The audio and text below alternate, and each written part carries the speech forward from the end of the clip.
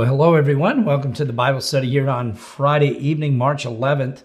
It's hard to believe that the Bible study season has flown by as quickly as it has, but this is the last week before the time change, and it works out just perfectly. We'll end up with chapters 27 and 28 tonight.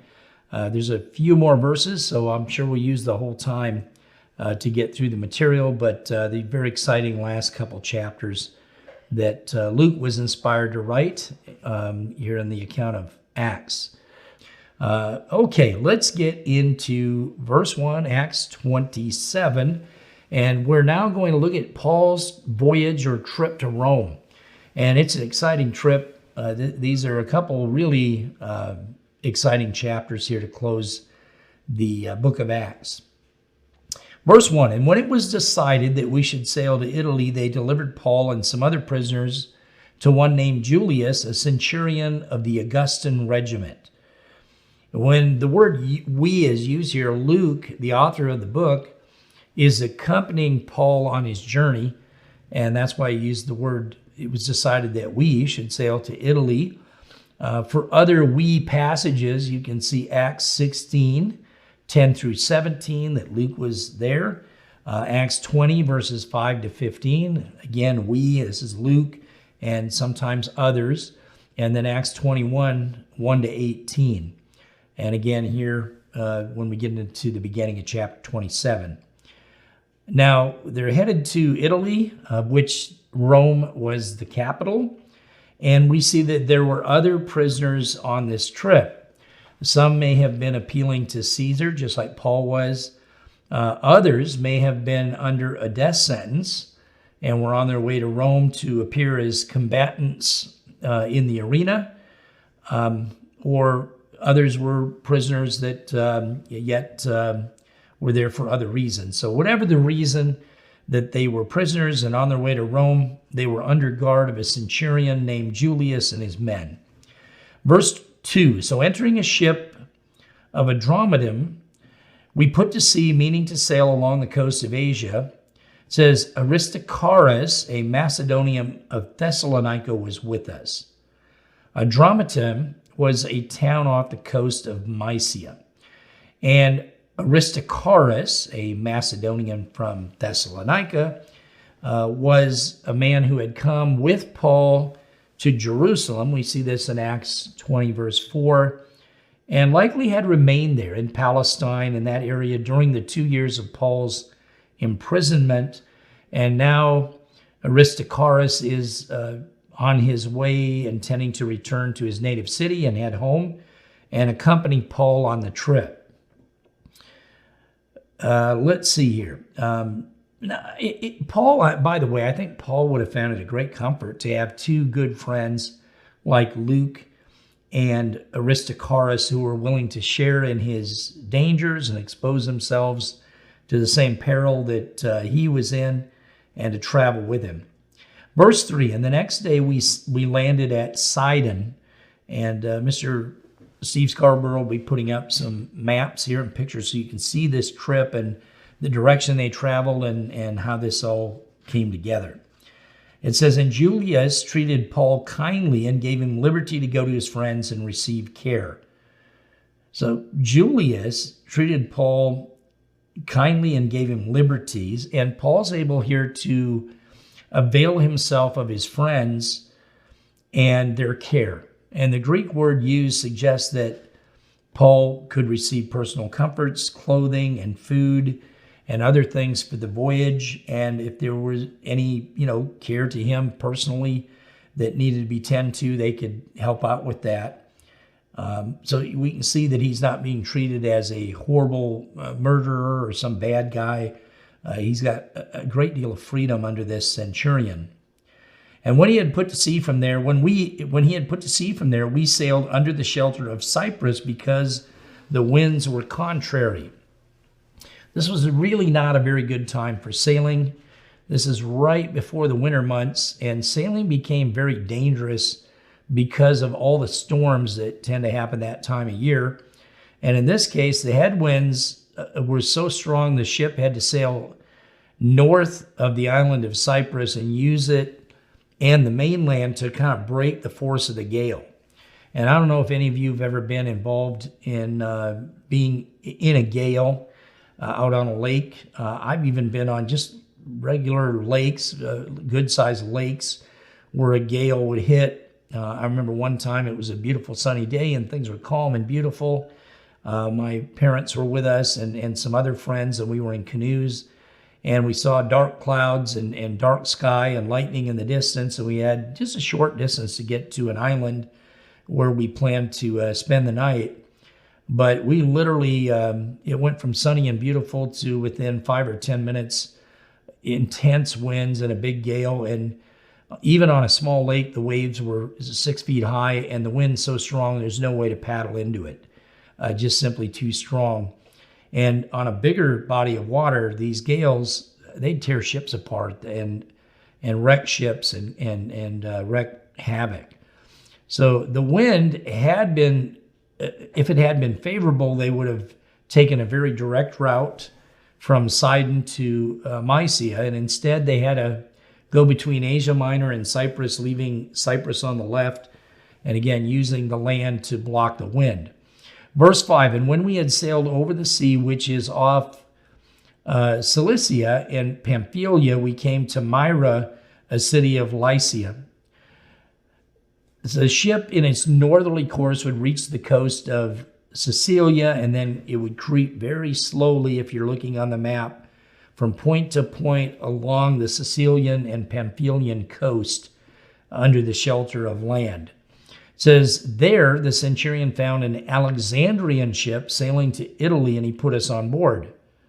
So eventually the travelers reached a part of Myra where there was a larger ship, and that ship was headed to Italy. And so in the presence of this merchant ship, they changed their plans, and it seemed easier to go straight to Rome. So a bigger ship is better in the wind. Alexandria was in Egypt, and Egypt was the granary of Italy. And that vessel that they were about to board was laden with wheat, corn, and things like that, grains.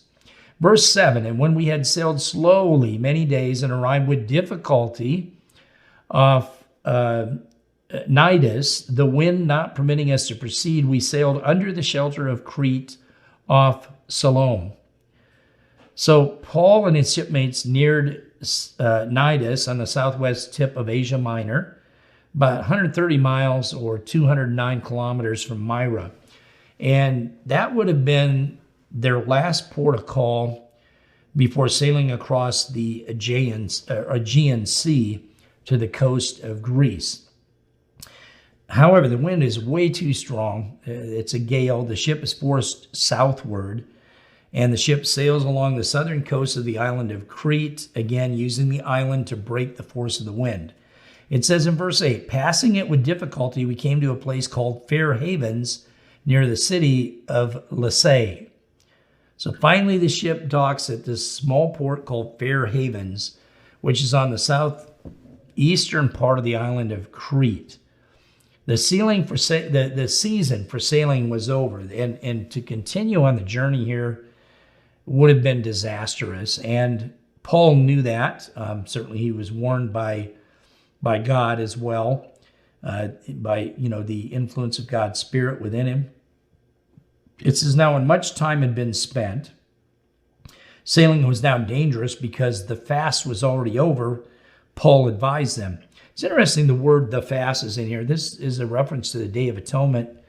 And so we can see that not only did Christ and the disciples keep the holy days and festivals, but we see evidence of Paul and others after the death and the resurrection and ascension of Christ continuing to keep these days. And we keep them yet today. They outline the entire plan of God, and the fast was clearly a reference, as all Bible scholars know, to the Day of Atonement. Fair Havens was a little town. The sailors realized, look, this is a small place. We're going to try to reach Phoenix. It's a major port on the west side of Crete. It's about 60 miles to get there. The owner of the ship decided that he wanted to get his grain to a larger port so he could sell it. It wasn't going to happen there at Fair Havens. And furthermore, Julius, the centurion, wanted a better place to winter his men. And verse 10 says, saying, men, I perceive, Paul says, that this voyage will end in disaster and much loss, not only of the cargo and ship, but also our lives. So Paul warned Julius and the captain of the ship and the owner, look, guys, we shouldn't do this. And again, he was under the inspiration of the Holy Spirit when he gave that warning. Verse 11, nevertheless, the centurion was more persuaded by the helmsman, the one who steered the ship, and the owner of the ship than the thing spoken by Paul. And because the harbor was not suitable to winter in, and the majority advised to set sail from there also, if by any means they could reach Phoenix, a harbor of Crete opening toward the southwest and northwest, and winter there. So they all decided, against Paul's better judgment and advice here, to go for it.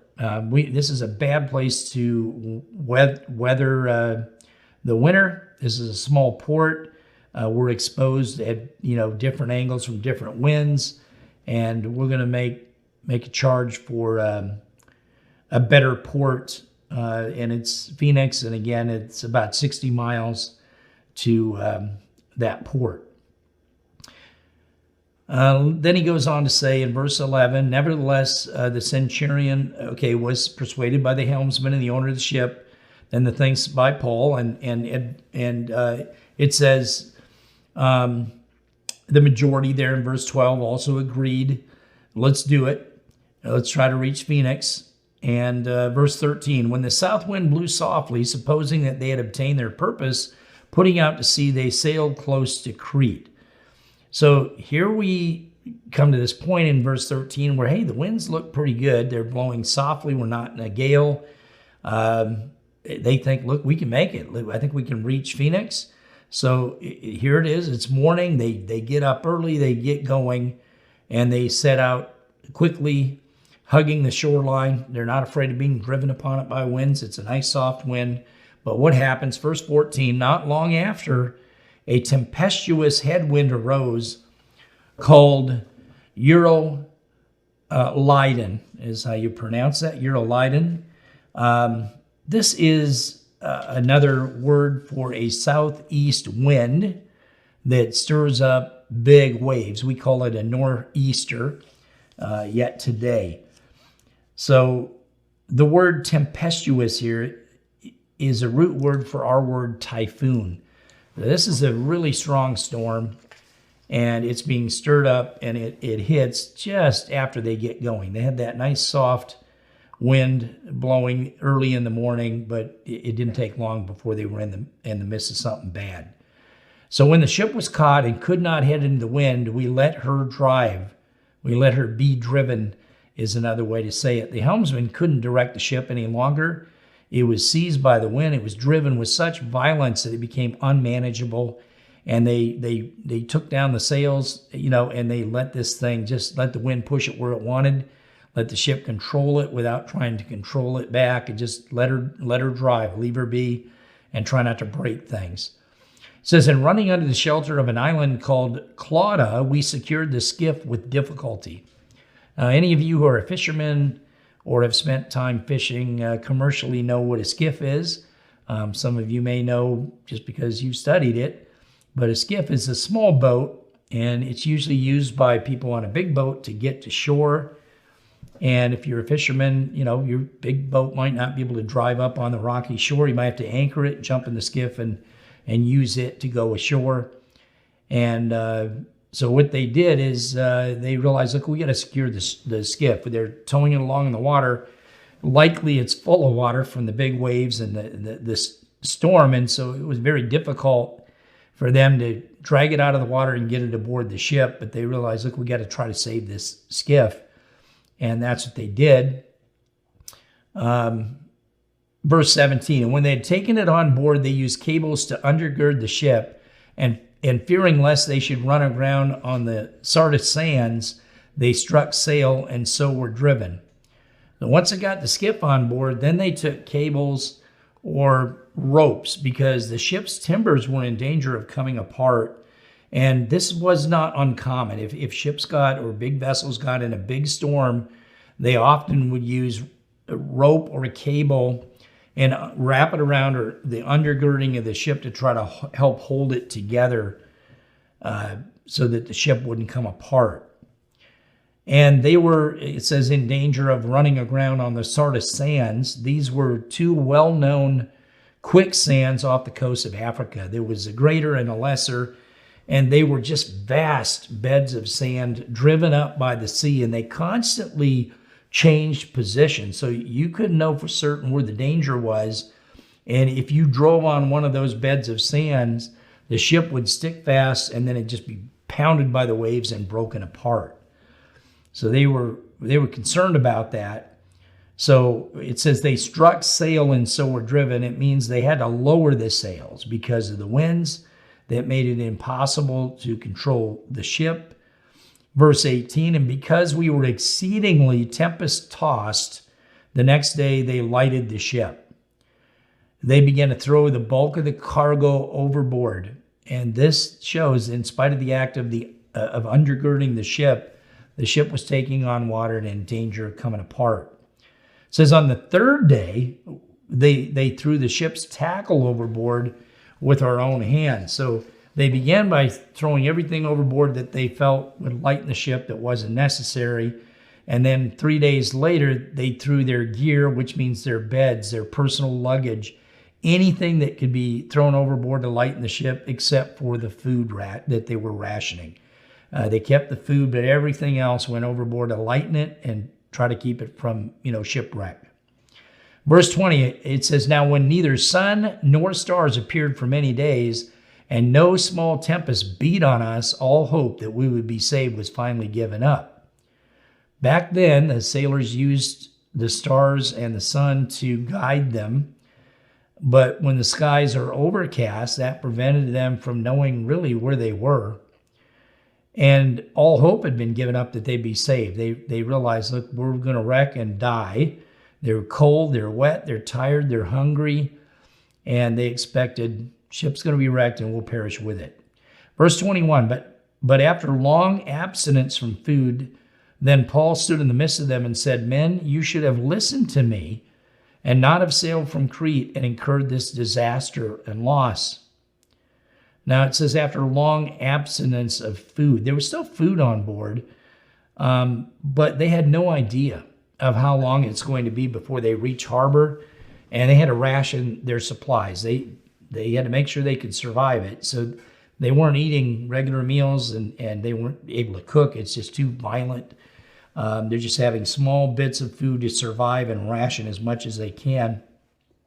Verse 37 here in this chapter tells us there were 276 men aboard this ship. So you got to take care of that food and ration it so that people can survive. And Paul here reminds them of the warning that he had given them. He said, look, I warned you not to do this. And Paul, by the way, wasn't doing that to rub salt in the wound. Paul was doing it to say, look, I warned you, you didn't listen, but listen to what I'm about to say now. Focus your attention on what I'm about to say. Verse 22, it says, and now I urge you to take heart, for there will be no loss of life among you, but only of the ship. So Paul here had been given absolute assurance, and we're going to see it's from an angel sent by an omniscient, which means an all-knowing God, and an omnipotent, which means an all-powerful God, that no one aboard the ship would die, and that the ship itself would be lost.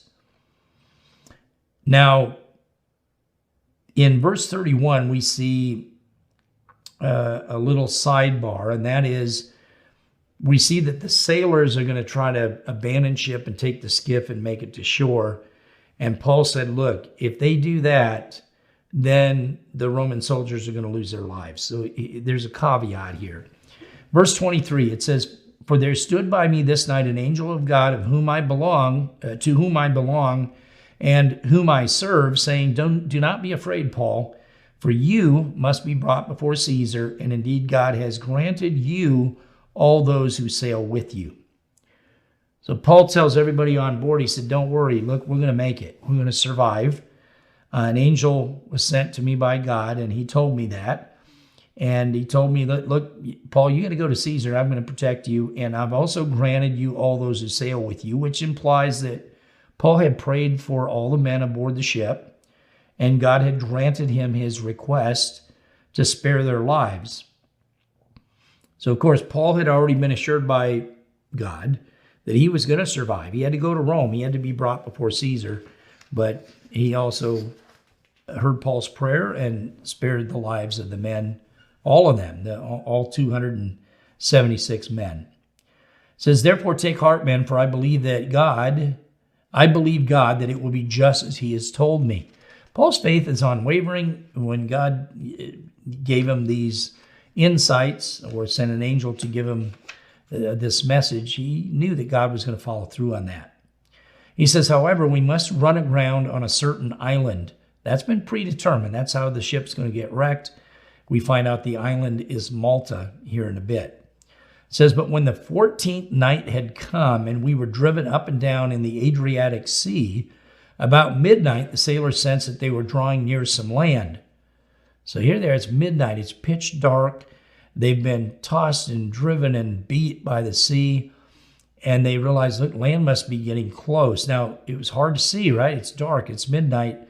But they could probably hear the sound of the breakers. And they might have been able to see, even in the dark, some white lines of foam on the surface of the water that indicated, hey, we're getting near land. So they took soundings and found it to be 20 fathoms. And when they'd gone a little further, they took soundings again and found it to be 15 fathoms. Now, a fathom's about 6 feet. So at 20 fathoms, there are 120 feet of water. But this is a big boat, remember. And it's got 276 people on it. And so that boat goes well under the surface of the water. And when they got to 120 feet, they realized, yeah, we're in pretty shallow water. And then the next sounding they took, or measurement they took, says that we're at 90 feet. By the way, a sounding lead was a bell-shaped, kind of a round bell-shaped piece of lead. And it had a handle on it. It looked like a bell. You could grab it with this chunk of lead, and you could tie a rope around that chunk of lead, that sounding lead, and then run a line up to the boat and mark that line so that you could tell how deep the water was. As soon as that sounding lead hit the ground, the bottom, the ocean floor, you knew, okay, there it hit. That's where the ocean floor is, or the seabed is. You could take a reading. That lead weight was usually about 11 pounds. They say 5 kilograms. So it's fairly heavy and would just sink straight down, and they could get a good reading. So it's 20, then it's 15. Whoa, what do they do next? Then, fearing lest we should run aground on rocks, they dropped 4 anchors from the stern and prayed for day to come. So instead of keeping going, they realized, man, we're getting in shallow water. Dropped 4 anchors. They dropped them off the back of the ship and stopped it from going any further. And they're just going to try to hope those anchors will hold and then wait this thing out until daylight, and they can see what their situation is and better assess where they're at. It says in verse 30, and as the sailors were seeking to escape from the ship, when they had let down the skiff into the sea under the pretense of putting out anchors from the prow, Paul said to the centurion and the soldiers, unless these men stay in the ship, you cannot be saved. It says, then the soldiers cut away the ropes of the skiff and let it fall off. So the sailors pretended it's necessary to get down in the skiff and go to the front of the boat, the foreship, and also secure it with anchors. But their real intention here is self-preservation. They're going to try to make it for sure. You can't put 276 people in this little skiff. It ain't going to work. And again, they're just trying to save their own skin. But Paul, sensed it, and he told the centurion, and the centurion and the soldiers stopped this from happening by cutting the skiff loose and cutting the ropes so nobody could escape. Verse 33, and as day was about to dawn, Paul implored them all to take food, saying, today is the 14th day you have waited and continued without food and eat nothing. If you look closely at the Greek, it doesn't mean they had fasted and had absolutely nothing to eat.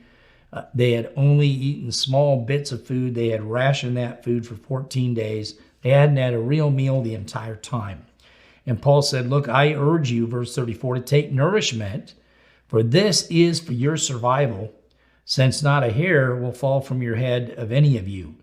So let's eat up, guys. You need your strength. You need some nourishment here so we can get to shore. The ship's going to be lost, but we will be saved.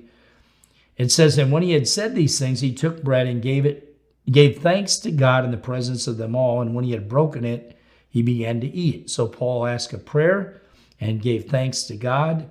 And he broke bread and began to eat it. And they were all encouraged, and they also took food for themselves. And in all, we were 276 persons on the ship. So Luke has a great abundance of details in this account, and it really helps us to understand the story more clearly. Verse 38, so when they had eaten enough, they lightened the ship and threw out the wheat into the sea.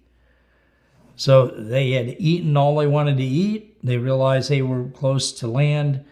We're going to make for land, but let's try to lighten the ship, and maybe, just maybe, we can, get this ship into the harbor.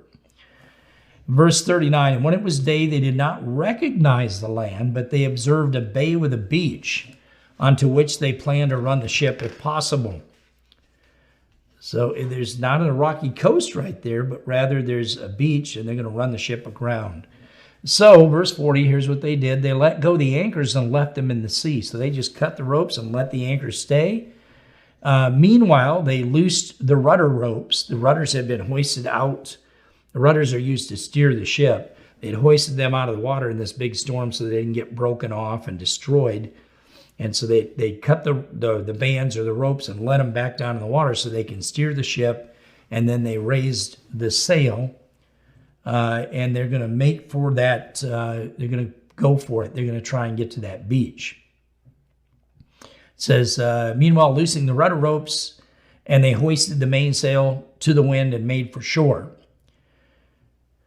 Verse 41, but striking a place where the two seas met, they ran the ship aground, and the prow struck fast and remained unmovable.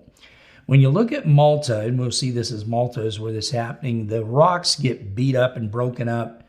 There's sand, but it's a mixture of sand and clay. And this heavy ship just runs into that sand and clay and sticks where the two seas met. And the front of the boat it's just unmovable. And it says, but the stern, verse 41, was being broken up by the violence of the waves. So this is still a big storm. The waves are violent, and it's raining hard, and the ship's just getting broken to pieces, and it certainly suffered a total loss of the ship and all the cargo on it.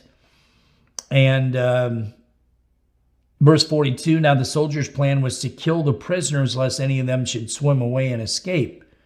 As we discussed earlier, Roman law said if you're a soldier and you're guarding a prisoner and they escape, you're liable for the punishment of the one who escaped. So they didn't want any to escape. Let's just kill them, and then they can't.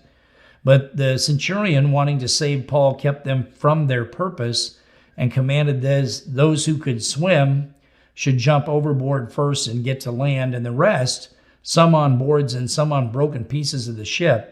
And so it was that they all escaped safely to land.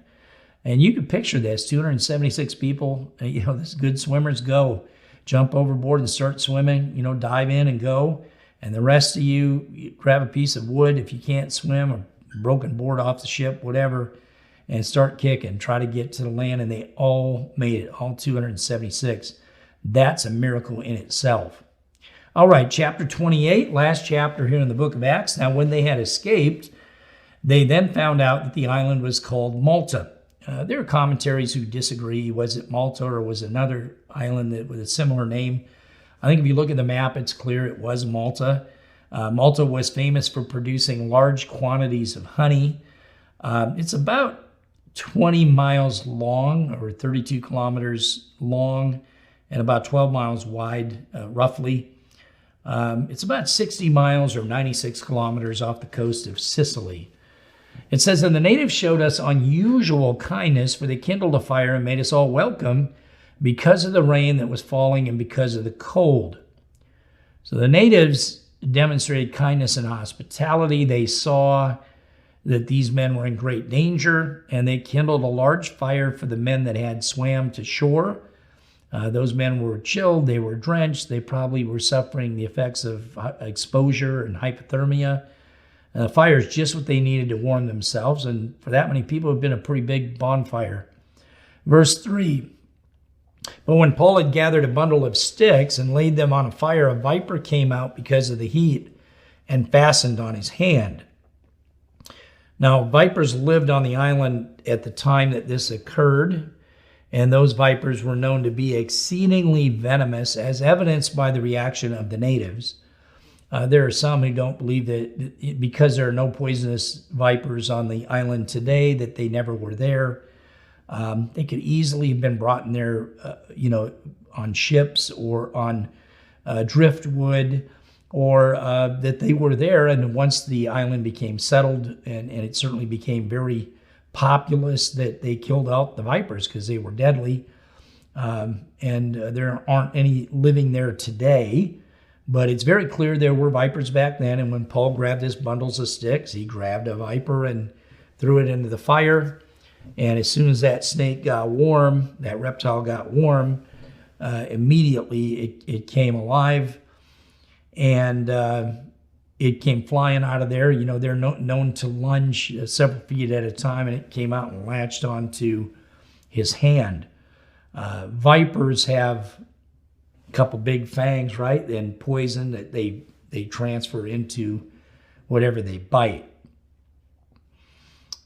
Paul, again, had accidentally done this, and the viper darts out of the fire and latches onto his hand with his poisonous fangs.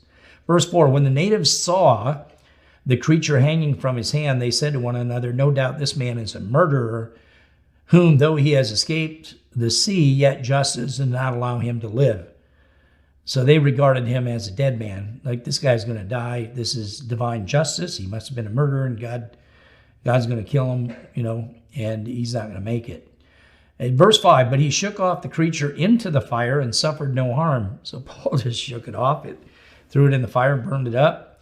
The islanders here were accustomed to seeing the effects of a bite from such a viper, and it usually resulted in a sudden burning and swelling and blistering, and the subject experiencing a very quick and painful death. And yet Paul suffered no harm. Christ had said in Mark 16:18 that his servants would take up serpents, and if they drink anything deadly, it will by no means hurt them or harm them. And this is certainly a fulfillment of that. God never intended us to play with snakes and then get bit, being crazy. But this is about, look, if something like this happens, God goes, I'll protect you. I've got that covered. And that's what he did here. Verse 6, however, they were expecting that he would swell up or suddenly fall down dead.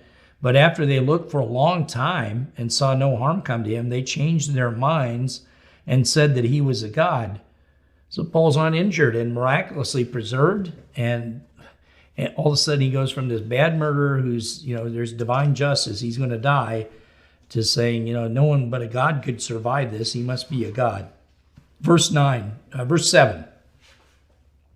Now in that region there was an estate of the leading citizen of the island, whose name was Publius, who received us and entertained us courteously for 3 days. And it happened that the father of Publius lay sick of a fever and dysentery, and Paul went into him and prayed, and he laid his hands on him and healed him. So this was likely the Malta fever, which was common in the island. He's suffering dysentery as well. And the fever, this Maltese fever, usually lasted about 4 months and sometimes could last even 2 or 3 years. It's found that microorganisms in the milk of the Maltese goats is where it came from. But Paul prayed for him and laid his hands on him, and God healed him, the father of this leading citizen of the island. He did what we find in James chapter 5, verses 14 and 15. God says, if you're sick or you're injured, call on the elders of the church. They'll anoint you with oil and pray for you and lay hands on you, and you'll be healed. And we should follow that advice. And Paul certainly intervened. Well, God intervened and used Paul as his servant to do this. It says, so when this was done, the rest of those on the island who had diseases also came and were healed. News spread, and they're like, wow, who is this guy? And they brought the sick and disease from all over the island. They also honored us in many ways, and when we departed, they provided such things as were necessary. So again, they had lost everything in the shipwreck, but these natives were very thankful, and they honored Paul and the others and provided all the necessary provisions they would need to continue on their journey. Verse 11, and after 3 months, we sailed an Alexandrian ship whose figurehead was the twin brothers, which had wintered at the island. The Alexandrian ship bore a figurehead of the sons of Zeus, and it was called the twin brothers. Castor and Pollux were the name of them. They're mythological figures. They're revered by the sailors as the protectors of the sea. And again, just some interesting details that Luke includes. And landing at Syracuse, we stayed 3 days. Syracuse was a flourishing city, one of the most flourishing cities actually in Sicily. They spent 3 days at port. The ship likely had to unload some goods and put some goods ashore and also take some on. It says, from there we circled around and reached Rhegium. And after 1 day, the south wind blew, and the next day we came to Puteoli. So Rhegium was a city of Italy. It's very southwest extremity, right down there. Puteoli is located about 8 miles northwest of Naples, about 13 kilometers northwest of Naples. And Puteoli was celebrated for its warm baths and its springs. And it says, and we found brethren there and were invited to stay with them for 7 days. And so we went to Rome. Once again, a great kindness is shown Paul and his companions. The centurion grants them a week to spend with brethren there. And likely they were continuing to make plans for the rest of the journey. That would have included, though, a Sabbath, which would have been great for Paul to spend with the brethren there. Verse 15, and from there, when the brethren heard about us, they came to meet us as far as Appiforum and 3 inns. And when Paul saw them, he thanked God and he took courage. So there were brethren that traveled to a place here called 3 inns. 3 inns is about 33 miles or 53 kilometers south of Rome. And that's where that was located. And then Appiforum was about 10 more miles further south, 16 kilometers further south. And so people came from all around to those 2 locations to see Paul. And that gave Paul, encouragement. About 3 years early, Paul had written a letter or an epistle to the Romans, and Paul had expressed his desire to come and see them someday, and it was happening. Verse 16, now when we came to Rome, the centurion delivered the prisoners to the captain of the guard, but Paul was permitted to dwell by himself with the soldier who guarded him. Now, because Paul had not been accused of a dangerous crime and was not considered a political threat, he was permitted to dwell by himself under house arrest with a guard. And that meant he could entertain his friends, he could minister to groups of people that came to his house, and God could give him favor in that way. Verse 17, and it came to pass after 3 days that Paul called the leaders of the Jews together. So when they had come together, he said, men and brethren, though I have done nothing against our people or the customs of our fathers, yet I was delivered as a prisoner from Jerusalem into the hands of the Romans. So Paul came to Rome bound by chains. And by this time, the decree from Claudius that we read about back in Acts 18, verse 2, had been allowed to lapse, and the Jews had returned to Rome because Claudius had kicked all the Jews out. But now, obviously, they were back by this time. Verse 18, who, when they had examined me, wanted to let me go because there was no cause for putting me to death. But when the Jews spoke against it, I was compelled to appeal to Caesar, not that I had anything of which to accuse my nation.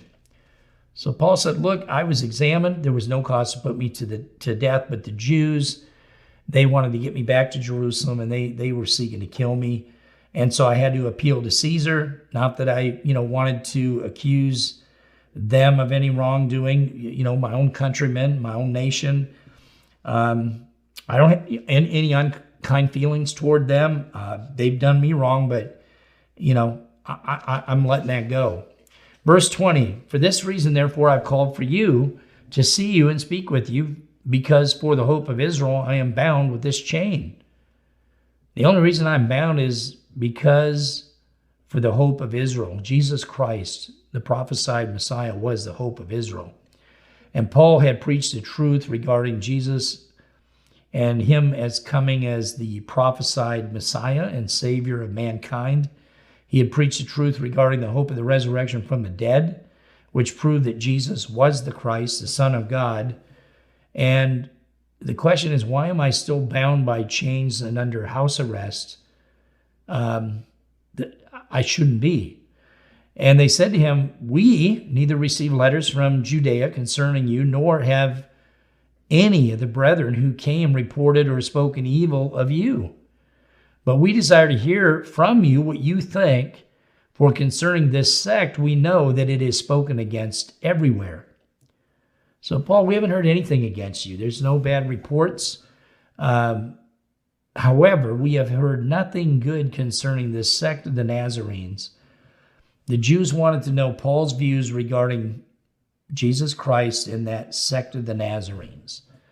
So when they had appointed him a day, many came to him at his lodging. Remember, he's under house arrest, to whom he explained and solemnly testified of the kingdom of God, the good news of the coming kingdom, right? Persuading them concerning Jesus from both the law of Moses and the prophets from morning till evening. So Paul persuaded them in his preaching that Jesus was the Son of God, the prophesied Messiah, the Savior of mankind, and he did that using the scriptures and the law of Moses and the prophets, the Old Testament scriptures, and of course, beginning here, the good news of the coming kingdom. He preached that gospel as well. Verse 24, and some were persuaded by the things which were spoken, and some disbelieved. So when they did not agree among themselves, they departed after Paul had said one word. The Holy Spirit spoke rightly through Isaiah, the prophet, to our fathers. And then he's going to quote what Isaiah wrote. It's not one word, it's a few sentences, but this is what upset them. It says, saying, go to this people and say, hearing you will hear and shall not understand, and seeing you will see and not perceive. For the heart of this people has grown dull. Their ears hard of hearing, and their eyes they have closed, lest they should see with their eyes and hear with their ears, lest they should understand with their heart and turn, so that I should heal them. So the Apostle Paul, at the end of the day, reminds them that this was a characteristic of the nation to reject the testimony of God. It was to be expected. Isaiah said so. So Paul described the character of the people when he quoted from Isaiah there. Therefore, he says, let it be known to you that the salvation of God has been sent to the Gentiles, and they will hear it. Look, you guys don't want to hear it, and you have closed your eyes, so to speak, and your ears. So God now is going to use me to go to the Gentiles, and they're going to also have an opportunity to respond to their call to salvation. And the reason God's doing it, look, you guys rejected him, so he's now going to the Gentiles. And when he had said these words, the Jews departed and had a great dispute among themselves. Then Paul dwelt 2 whole years in his own rented house and received all who came to him. So during this time, Paul was allowed to minister to anyone who came to his rented house. Paul wrote several of the New Testament epistles or letters during that time. Ephesians, Philippians, Colossians, Philemon, likely Hebrews. And it's evident that Paul was still a prisoner and in custody because people had to go to him He was not allowed to just travel at large yet at that point. Verse 31, last verse here in the entire book, it says, preaching the kingdom of God and teaching the things which concern the Lord Jesus Christ with all confidence, no one forbidding him. So Paul was able to boldly preach the truth. There's probably no more appropriate close to the book of Acts than for the apostle to the Gentiles to bring the gospel message to Rome. Luke closes the account with the record of the achievements that God wrought through Paul in the capital of the Roman world. Luke, by the way, does not close the book speaking of either the release or death of Paul. We're going to learn more about what happened later in the Apostle Paul's life next fall when we begin the epistles of Paul. But until then, thank you for tuning in to all these studies on Friday night. I know some of you listen to them later. I hope that you've gained a deeper understanding of the words contained in this book, and that you found the Bible studies helpful. But I'll look forward to picking up the epistles of Paul in the fall. We'll just keep chipping through the New Testament. We've covered all of the gospel accounts one at a time. Now the book of Acts, a good chunk of the New Testament, more than half of it already. And we'll continue to work our way through the rest of it in the upcoming year or years. But anyway, have a wonderful Sabbath, everybody. We'll look forward to seeing many of you at camp. We'll see many of you at Spring Holy Days in various parts of the country. But that's all for tonight. And have a wonderful Sabbath. Good night.